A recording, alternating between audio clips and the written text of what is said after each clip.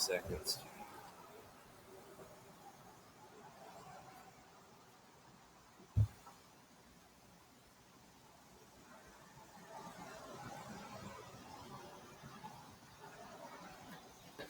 This is Rich Fernando here with the Rich Fernando Show. And today we're talking about a very important event that could affect anyone and everyone. If you have elderly loved ones, a mom, a dad, an aunt, an uncle, anyone who goes into assisted living, into a nursing home, things are not always what they seem in those places. And we're going to talk about real life experiences. The stories you're going to be hearing today are actual true occurrences. We're not going to name any of the nursing homes involved, but we are going to tell you some of these things that are happening because you could be personally affected, you or your loved ones, by this. Uh, Now, I understand that at some nursing homes, sometimes there's an entrance button door code issue. Tell me about that. Well, first of all, let me say that everything that I'm about to say is my own personal journey and my experiences. It might not be that way for every single individual, but in general, most of the nursing homes all have the same problems. I just want to tell you what has happened to me, and maybe in the comment sections, you could let me know what you think. And if you like it, give it a thumbs up. As far as the entry codes, I fully realize that COVID has pretty much went away right now. And at the nursing homes, they have door codes and they have locks on the buildings with keypads that were designed for a reason to keep people secure and safe. Well, everyone that you go up to here in this particular town has the code posted on an 8 by 10 sheet of paper on the outside of the door where you can let yourself in. And to me, that is not something that should be done. Because in this day and time, with all of the active shooters going anywhere from retail sales stores to churches, who says they won't walk into a nursing home and do their thing? A former disgruntled employee who knows the code. Right. Or that, yes. And the only thing that will stop them, according to what I see, is when you stop at the front desk and go in and they check your temperature. So I guess if the shooter has a temperature, he has to stop right there. That's the only security they have. So,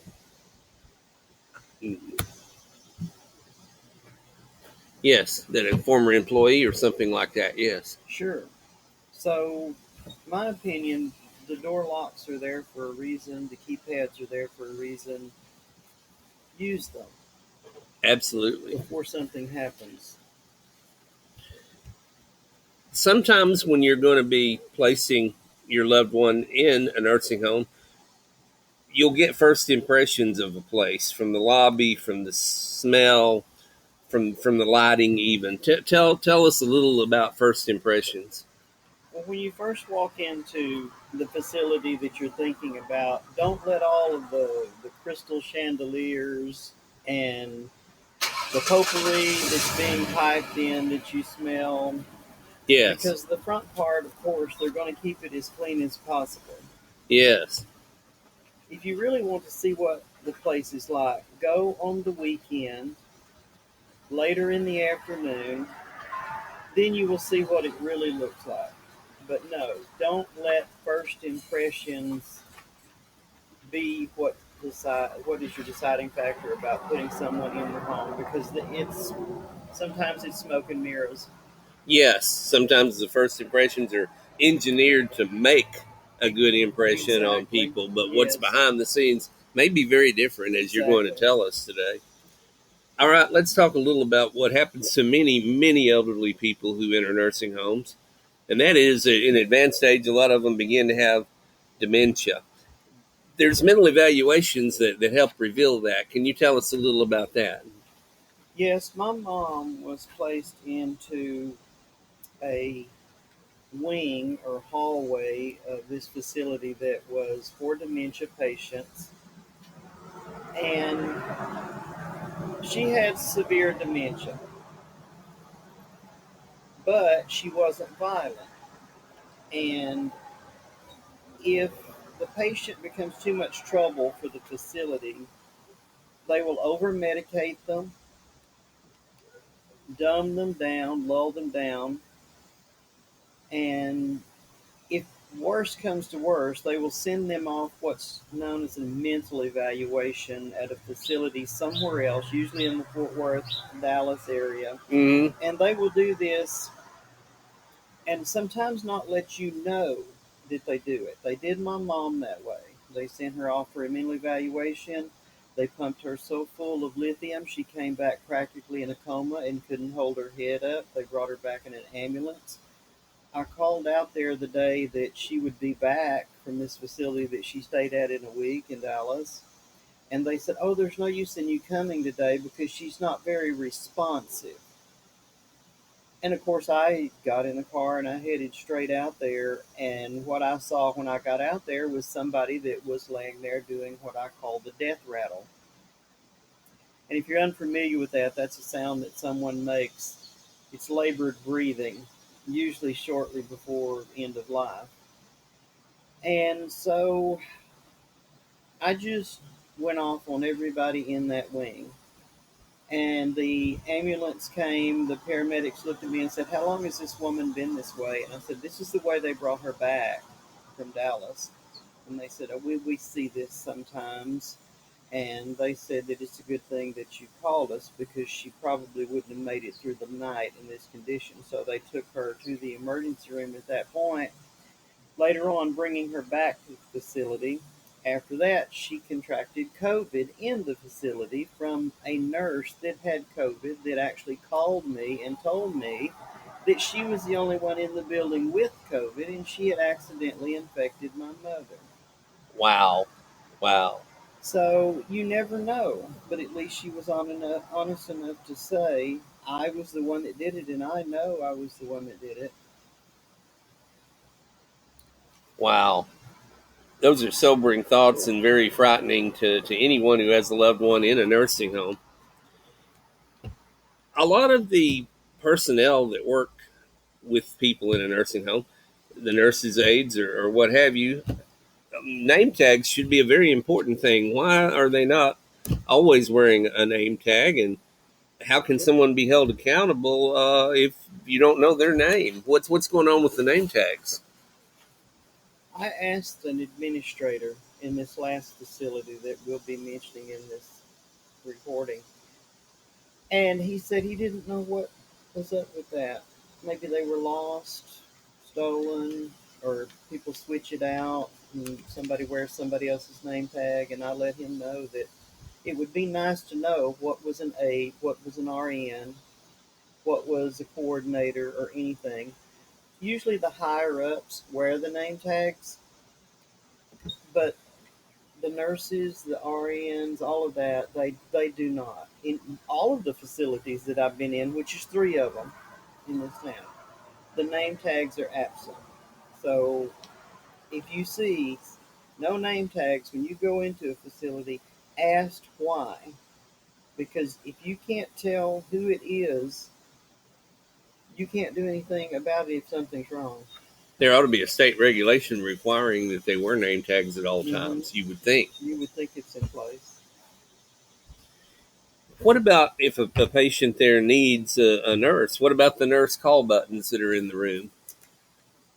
On the weekends, they seem to find their way to the wall and hang up on a hook, which in my dad's case could not reach the hook, could not walk out of the bed to put it there, but yet they denied that they hung it there. Or they'll say that they left it there while they were changing the bed and forgot to put it back, even though there's a clip on the end of the cord that clips to the patient's either bedding or whatever they have on so that it won't slip off the bed.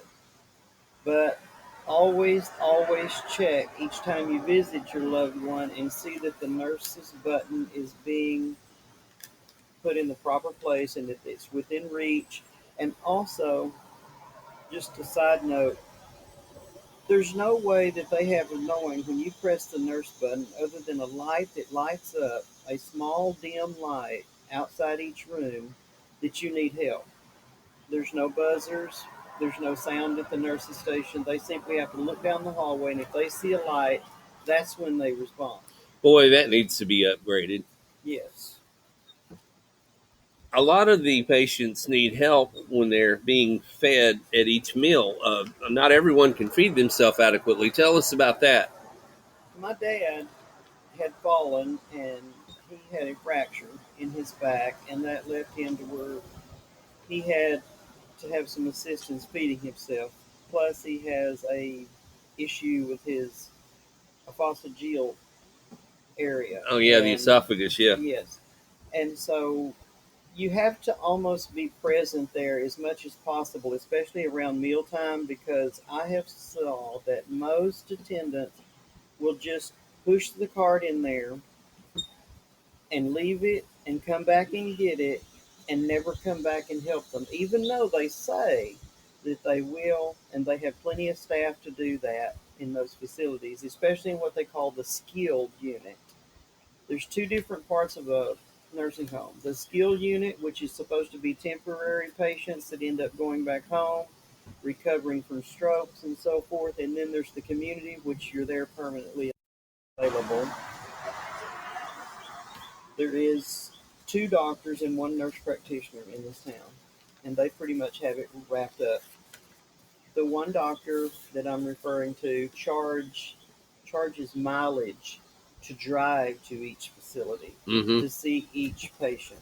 Uh-huh. I saw the billing. It's roughly $350 every time he walks in and out of a room, touches a patient, asks how you are, and maybe listens to the breathing and goes back out.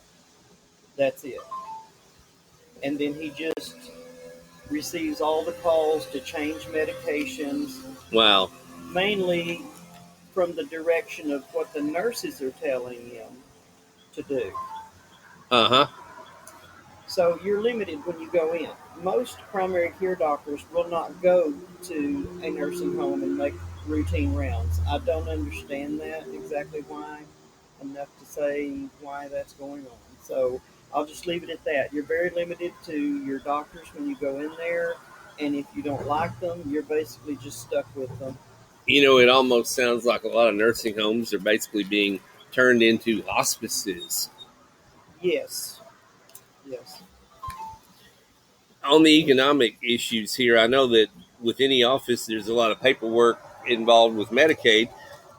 Tell me a little about the Medicaid recovery program, and people need to be aware of what they're signing off into, don't they? Very much so, because there is going to be a ton of papers to sign when you put someone into a nursing facility. If there is not, there is something wrong. That should throw up a red flag. But let me explain what happened to my mom. I signed all of her papers that I needed to sign, which was a small book, Uh-huh. and she went in to the skill unit, then she went into the dementia Mm-hmm. wing, and she had Medicare A, B, C, D, the whole 9 yards. Plus, she had New Era, which was a supplemental insurance on top of that. In other words, she didn't need to be on Medicaid. But in these places, they really want to get you on Medicaid. Well, I think I found out why. Okay, she was there from June to November the 2nd when she passed away. I would watch the bills because you really need to be on the ball about watching your bills come in and out and what Medicare covers and what your supplemental is covering. And I Mm-hmm. did that. Mm-hmm. You have to keep excellent files. So I saw the bills come and go, and they were being paid between Medicare and um, supplemental that she had, New Era. And then, about 8 days before she passed away, they called me frantic at the nursing home. You have to come sign these papers. We need to get her qualified for Medicaid. I thought that was a little strange, at that point, but I did it anyway because you're not really thinking about the business part of things when you've got somebody in there that has dementia that doesn't even recognize you anymore, Yeah. and you see them try to eat a telephone instead of a hamburger that you brought them, Oh and my you goodness. end up feeding them their last meal, and they really don't know that you are. They think you're your sister. It's very, very emotionally draining. Oh yeah. It's really bad. So you're not thinking about things like this. So my mom passed away on November the 2nd, and it was mainly due she never recovered from when she come back from the mental evaluation. And I had signed the Medicaid papers, and maybe she was on Medicaid 5 days. The Medicaid recovery program will come after you for any money that they can recoup from what they have helped pay for the stay, for the equipment, for anything to Mm-hmm. do with the facilities, which is very expensive, by the way. Yes. 5 days after that, I got a letter from well, actually, it was a telephone call. I take that back. They will call you. It is like a bill collector on steroids. Aha. And they wanted $35,500 from me for 5 days. And I said, that's impossible. That cannot possibly be right. And she said, oh, yes, she's been on Medicaid since June, since she was brought into the facility. I said, no, ma'am, that's not right. Well, long story short, the facility had been double billing, from what I understand. And the bills that had already been paying, they were trying to get her on Medicaid or already showing where she was on Medicaid. And they wanted to know where the money was that they paid the bills with.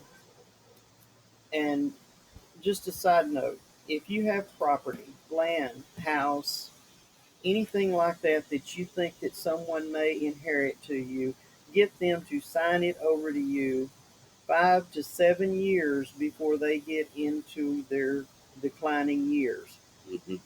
That is the best advice I can give you because the Medicaid estate recovery program will come after it and they will be able to get it unless you either have a ladybird deed in place, a death deed in place, or you sign over your house or land or jewelry or whatever it might be 5 to 7 years before the person goes into the facility. That's a big thing. That is the big thing. That's very, very, very alarming. So just watch what you sign and agree to, and watch what they're billing for. Mm-hmm. Medications. Many patients will be given medication for depression, anxiety, agitation. Tell us a little about the medication situation. You need to make for sure that you find out what the doctor is prescribing them. Because if a nurse or an aide or someone says that they are hitting someone or tried to hit someone, or they're yelling at out or acting out, they will try to get the doctor to put them on something to lull them down, to slow them down, to basically put them asleep so they won't be a problem anymore. Yeah. And you need to keep up with what the medications are that they're giving and make for sure that you sign off on every medication that they're given because that's really by law. They have to let you know what treatment plan is and what medications or tests that they're running on your loved one. So just watch that. You don't want them to knock them out and you just think they're sleeping when you go in there and visit them and they're actually unconscious. Oh, yeah. I know over medication is a way that they can control the patient where they don't have to deal with them. Exactly. Exactly. Whenever a mental evaluation of a patient is done, there's some sort of a point system before the mental evaluation. Tell me a little about that. This may not be the same at every facility, but the one that my mom was in, one of the nurses explained their point system. They give them a point or a mark every time they do something like yell out, strike out at someone, disagree with them, throw something, um, just all around being unruly because of their illness. Uh-huh. They get 22 points and then they automatically get sent off for a mental evaluation, and we know where that leads to. Mm-hmm. Mm-hmm. There is a Texas State Board. How does someone know when to call when a loved one reports abuse to you, shaking, etc.? What are some of the warning signs that would cause a person to go ahead and contact the Texas State Board? Abuse. When you suspect any form of abuse, you need to call them. They will come. They take it very seriously. My mom had told me behind shut doors that a nurse asked me why. You got to think, she has dementia, but she still had enough mind to know that she had been shaken by a nurse violently. And she asked me, why did that nurse shake me? 3 other nurses came in the room and interviewed her at different times to make for sure that she wasn't just making this up or she just wasn't out of her head. She said the same thing all 3 times. So that told us that yes, something had happened between her and this one nurse. That same nurse would go in there and leave her medication in a cup on the table instead of making sure that she had taken it.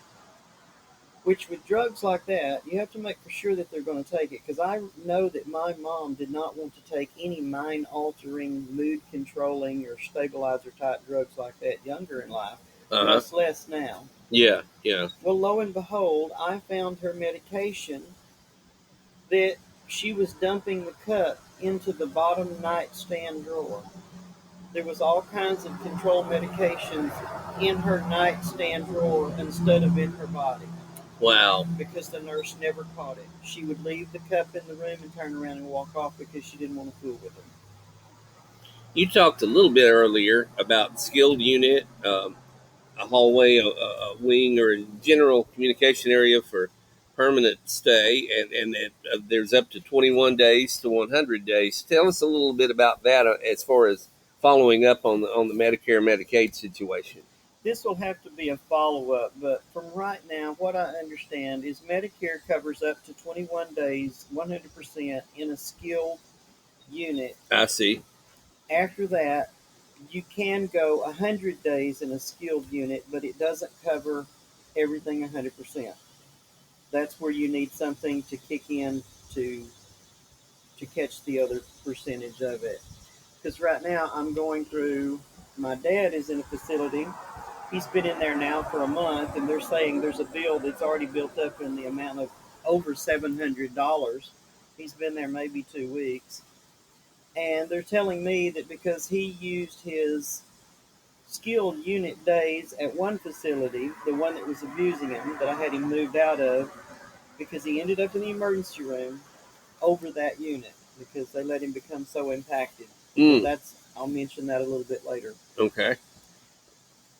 So I'm battling with that right now because if you read it on the internet, and that might not be the best place to get the information, but you have to reach out when you can't get the actual caseworker because she's either out of town or on leave of absence or whatever. Uh-huh.